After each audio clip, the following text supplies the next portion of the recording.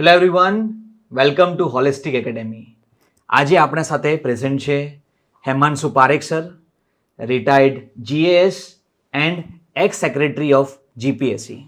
નમસ્કાર. સર, છોકરાઓને એવું હોય કે આવડતું ઘણી બધી વસ્તુઓ હોય કે આટલા ટાઈમથી તૈયારી કરી રહ્યા હોય, એટલી બુક્સો વાંચી હોય, ડેમ વિઝિટ કર્યું હોય, મટીરિયલ્સમાંથી ઘણી બધી વસ્તુ ભેગી કરી હોય, બટ છોકરાઓને જ્યારે એકચ્યુઅલ ઇન્ટરવ્યૂ આવે ત્યારે એવું હોય કે એક્સપ્રેસ ના કરી શકે. યસ.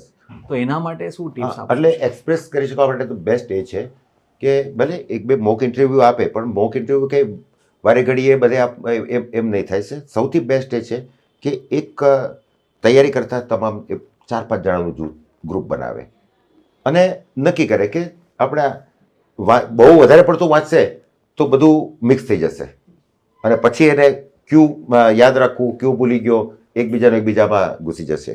એની કરતાં કોઈ રોજ નક્કી કરે કે આપણે ભેગા થવાનું અને આજે આપણે આ ટોપિક ઉપર વાત કરશું. એકદમ બિલકુલ. પછી એમ નહીં કે ટોપિક ઉપર વાંચીને જવાનું, એમ નહીં. એટલે તમને ખબર પડશે તમારી વીકનેસ ક્યાં છે. જો તમને ટોપિક પહેલે અથવા તો એમ કહેવાનું કે આપણે કોઈ પણ ટોપિક ઉપર ચિઠ્ઠી કાઢશું અને એ ટોપિક ઉપર આપણે ચર્ચા કરશું.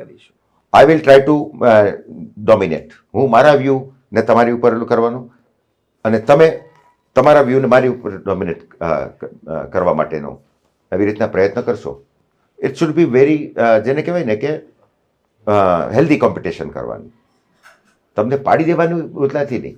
એટલે એ કરશું એટલે શું, એક પ્રેક્ટિસ થઈ જશે કે ડોમિનેટ કરવા માટે નહીં, પરંતુ મારું જે હું દબાઈ જાઉં છું ને એ ધીરે ધીરે કરતાનું થશે. અને આ થોડીક લાંબી પ્રોસેસ છે, એટલે એ તમારે 1-2 મહિના સુધી કરો.